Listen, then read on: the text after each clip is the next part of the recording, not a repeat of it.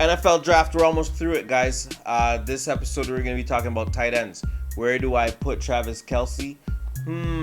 Where do I put Greg Olsen? We got a whole bunch of stuff to discuss. Who's the top 5 tight ends? What are we going to do in Indianapolis? They have 2 tight ends. We're going to figure this out after my intro.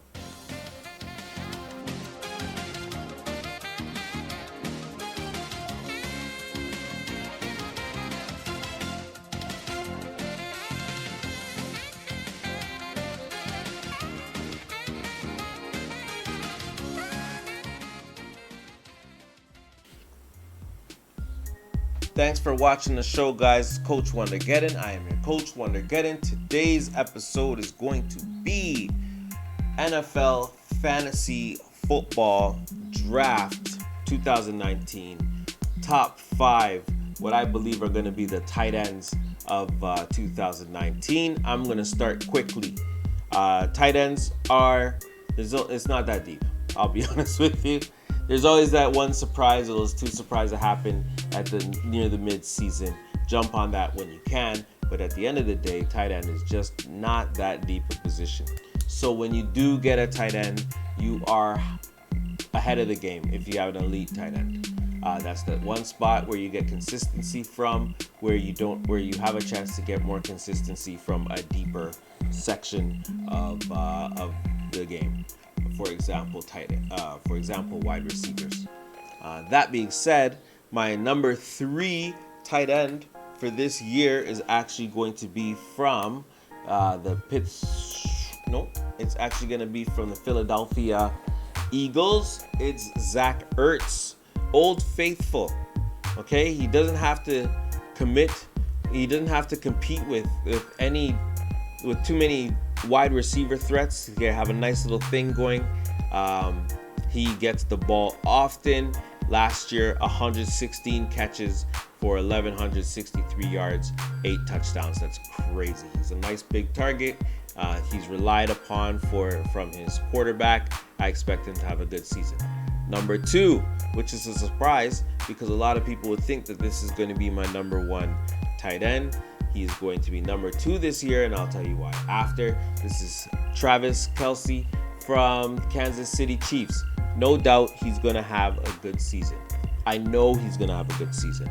I know his health sometimes scares me a little bit, but which might be why I put him down at number 2 perhaps. Are they the best receiving tight ends to quarterback with him and Pat Mahomes? Maybe with Gronkowski gone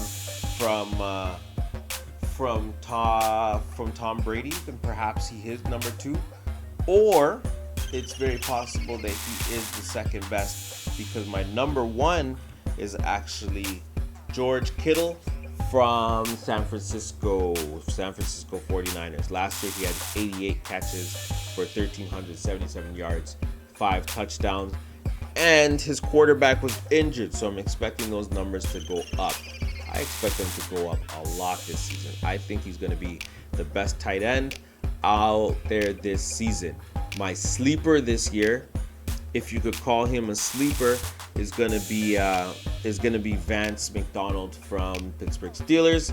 I think this is the breakout season with Antonio Bryant gone to the Raiders. That's 170 targets that have to be distributed elsewhere. And I think Vance McDonald's going to benefit from it the most. If you can grab him in a later round, then you are in a good spot. If I'm going to avoid any tight end this year of any type of greatness, I think I'm going to stay away from Greg Olsen this season. He has 2 new receivers. He has a running back that likes to catch. He has 2 receivers that have to get worked out. Cam Newton's shoulder is in question. I think he's going to offer a pretty low season this season. He's been doing this for a long time. I'm not expecting him to stay at a high level all the time. He might be really good on the goal line, so he might get a lot of touchdowns. But I think his yards are gonna go down a bit. That is where I focus on getting my points. That I think determines my ceilings. More yards means more opportunity for touchdowns, which is how I try to draft my tight ends. That being said, I have a question. I had a question posed to me from one of the fans, if you will. He asked me a really good question. We discussed it for a while. We were talking about Indianapolis Colts. What tight end do you take between Jake Doyle and Eric Ebron? I know we talked about this for a long time. It's a really hard question if you're looking for a tight end in a later round. Who are you gonna choose? So what I'm telling you is this: Jack Doyle is their number one tight end. Eric Ebron is a very good tight end as well. The reason why I think I would keep Eric Ebron over Jack Doyle is because Eric Ebron is going to play regardless, and Jack Doyle, to me, is a health risk at times. So I would rather have the guy that's going to play, even if he plays less snaps, with the potential of playing more, than the person that's going to not be there to play at all for a couple games out of the season. Health is something that you can't, in fantasy football, you can't anticipate injury, or it's going to hinder the worth of your team. But at the same time, you got to have kind of a contingency plan when you're dealing with injuries, and whether people are going to leave mid-game or not show up at all. If you can take both of them, then I would say take both of them and then kind of go week by week who you think is going to play.